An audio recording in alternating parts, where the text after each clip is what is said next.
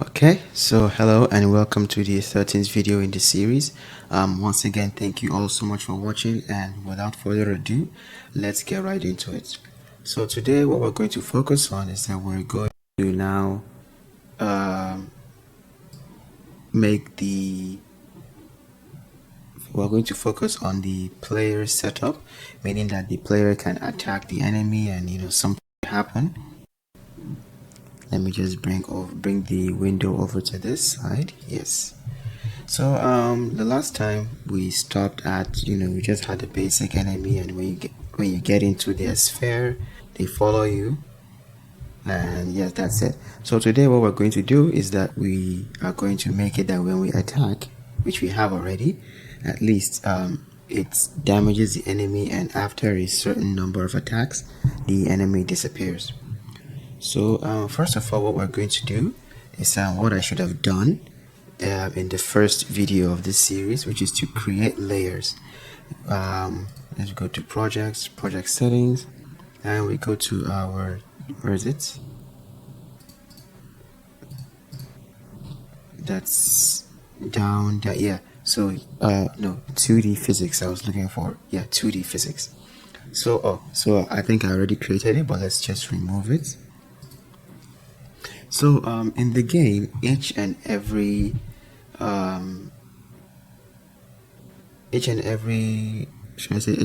object, enemy, the tile map, they are all supposed to be in their own layer. So we can have layer 1 be the world layer, layer 2 will be the enemy, and layer 3 can be the player. Good. And I think that's all we need for now. So if we go into, let's say we want to select this collision shape, let's say the player. Yeah, so if we go to this place and we hover over it, you can see world, enemy, player, and in the mask you can see world, enemy, and player. Now the difference between these two is that layer is what's the current layer. Like right now we're in the player node, so the player is supposed to be in the player layer, and then this mask is like, okay, what is the player supposed to be able to interact with? He's supposed to be able to interact with the world and with the enemy, and that's it. So it's supposed to be able to world and the enemy. Exactly. And we do the same thing for the enemy. So we come to the enemy here, and we say the enemy should be in the enemy layer, and it should be able to interact with the world and the player. We can also do that for the main scene here, or for the tile map. So if we go to the tile map here, we can say it's the world should be able to interact with nothing. Actually, it's just in the world layer. Now we save it. Let's play it and see. Good. Everything works properly. Great. So now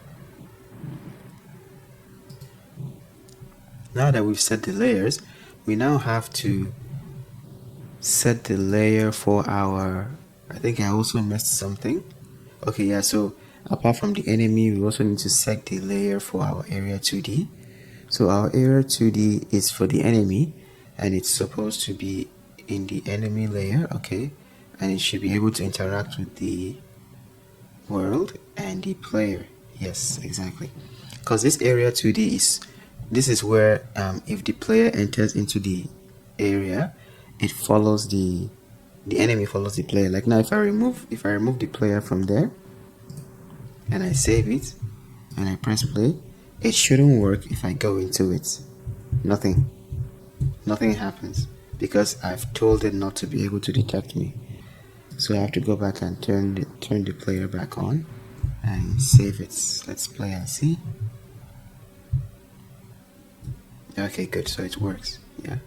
So today's video is going to be a little bit of a long one, because we have so many things to implement and to talk about. It might get a little bit complicated, but it's not super difficult to understand. Right. So after we're done with that, we now have to focus on the player. We have to create should I say, proper attack animation or proper attack mechanic for it. So we go to our sprites. Let's create an area 2D. So an area that if the enemy should enter inside that area, a certain amount of health should be deducted from the enemy. Good. And you should also have a collision. And okay, you know what, let's change the animation because I can't see this. Let's say attack left. So let's say, I think a rectangle will be enough. Yeah. Let's bring the rectangle here. Let's reduce the size. Let's move the animation and see where it hits. Perfect. Yeah. So let's move it down a bit. Okay. So if the enemy should enter into this box, a certain amount of health should be taken away from the enemy. So, but we don't always want this box to be switched on. We only want it to be switched on when I press the attack button. So let's go to the beginning. Right here, it should be switched off. So let's go to our disabled to be on, and we key it. Let's go up like this and let's increase this. And we should also key in the position. Good. So we've keyed in the position, disabled, and the flip. So let's go here, here, here. So at this point, the collision shape should be turned on. We key it. It should be turned on here and turn off here. And key it. And let's save. So let's play it and see. So it only turns on when the player is attacking play. Good. So now we do the same thing for the other side, which is attack right. We bring it here. That's why I said we have to key in the position. So we key the position. Oh, let's play it first and see if it even gets there. Good. So we key the position here at the beginning. Let's say attack left is at the beginning too. Yeah. So attack right at the beginning. It's disabled when it starts. Oh no, wait. Sorry, it's disabled. Good. So let's go to the next. Yeah, so it's enabled here. Next. Yeah, okay. And it's disabled here. So now let's play it and see. Alright, that's good. So let's save it. Let's play and see how it works. So we have the box, and if we attack right, if we attack left, good, right, left, good, right. Let's expand this box a bit. Let's remove I think the position is enough. Let's expand it a bit like this.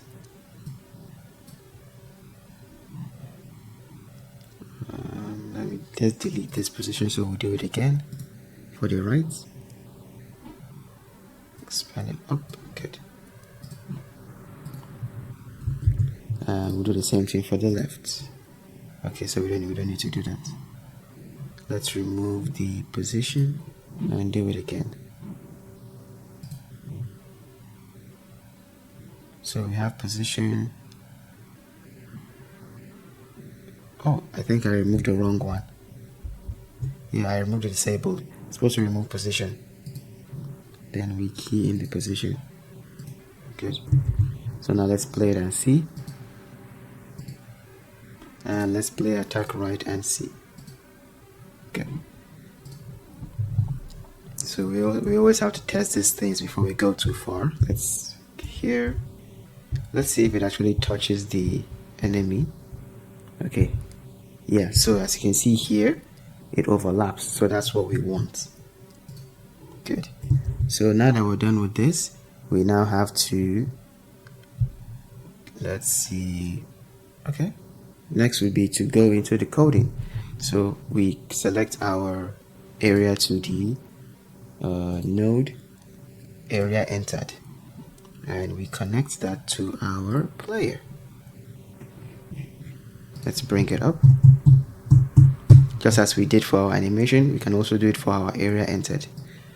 And we can say something like, if area entered is equal to the enemy, then print something. But to do it properly, this is how we're going to do it.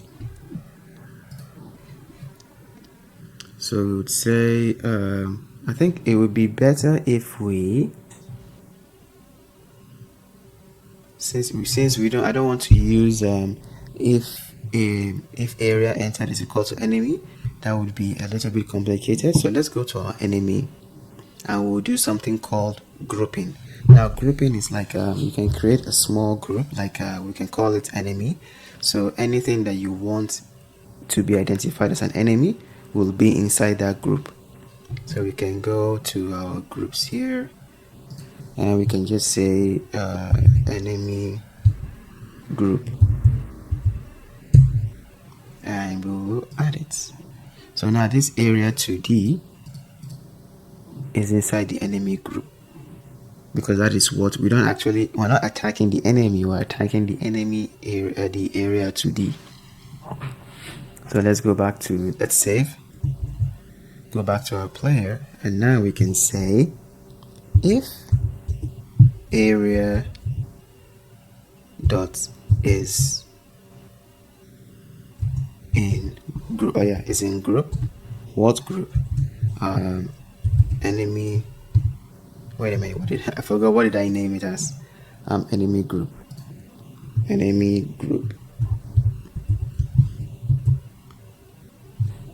let's add more checks and say, and the player is attacking, which we created before. If this is true, for now, let's just say print player is attacking. Just for now, before we go too far. So let's play it and see if it works. So we just have to focus on this. So focus on this here. It should print players attacking. Let's go. Press F. Okay, so it's not working. And why? So maybe because it's not detecting, it's either it's not detecting the area 2D, or it's not detecting the player. So what we can do for that, we can check our layers, which is very important. Let's go to our area 2D of our player and see what it is interacting with. So inspector, there we go. So this is in the world layer, which is not supposed to be. We can now go here to our player, and then we want it to be able to interact with just the enemy for now. No, just the enemy. Good. So now let's save it and let's play. So it should show players attacking. Good, players attacking, attacking, it's attacking, it's attacking, it's attacking, it's attacking, it's attacking. Good, good. Okay, so it works. So now we can continue with our code. So now we want to actually give damage to the enemy, right? So let's go into our enemy scene. Let's reduce this. So a couple of things that we're going to need. We're going to need to give the enemy a health bar. So we can just say var health equals to, let's give it 100 for now, which is okay. Save that. Now next would be to create a function where the enemy will be able to take damage when the player attacks the enemy. So we can just go to the bottom here. Let's just create a function and call it take damage.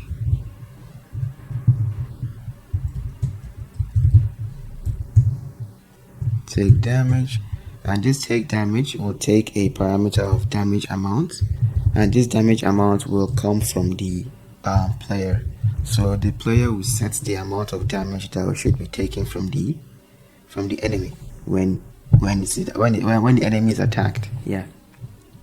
So let's just say health minus. This is very simple logic. Just with each hit, take this amount of damage from the health that is 100. So health will be minus damage amount. Then we can just say if health is less than or equal to 0, that means I don't have anything anymore. Then just, or you know what, I wanted to just say queue free, but I think we should just create a function. Let's just call the function die. Then we'll come down here and create the die function. Die. And in this die function, all it's going to do is say queue free. That's all. Queue free. Though this queue free is like a very brutish method of taking out something that you don't need, but for now this will work. So later we'll probably add something more elegant, like let's see, like oh, enemy killed or game over or something like that. So now that this is done, we now have to go back to our player and also make some changes. Now, number one, we have to give our player the attack damage. That's how much damage should they be able to do. So we can just say var, let's call it attack damage so we can know what we're talking about. Attack damage will be equal to 20. Or, okay, yeah, for testing, let's just say 20. Then we can now say, instead of just printing players attacking, we can clean this and say get the we want you to get this function from the enemy, which is this. Take that damage amount and replace it with this 20. That's all that this is doing. So we'll say area dot get parents, because first of all we have to get a reference to this enemy tree. Then we'll tell it to go inside this enemy tree, find this function and use it. So this is how you do it, because it's actually a really useful method of function to know in Godot. Get the parent first, which is the entire tree. Then in that parent, look for this function which I think I called it take damage, right? Take damage, yes. Take damage. And inside this take damage, I want you to take this attack damage, which is 20. Or we could just put 20, but no. Let's just say attack damage. Okay, and I think this is it. Let's play it and see. So if we go forward, let's move up here. If we go forward, attack. Oh, attack. Oh, okay, yeah, it does work. So, okay, so just so that we can know if it's working properly or not, let's have it print each time the enemy takes damage. So let's go into our enemy. Let's go to our enemy and say each time the enemy takes damage, print the health. Print health. So let's play it and see.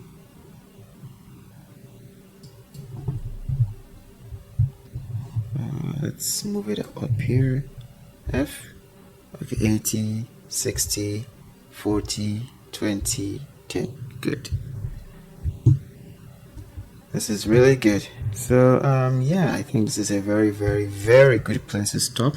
I know that this is a lot for today, but you just have to, all you have to do is just go back and watch the video, and it's absolutely not as difficult as it may look. But yeah, thank you so much for watching my videos, and without further ado, I'll see you guys in the next one. Cheers.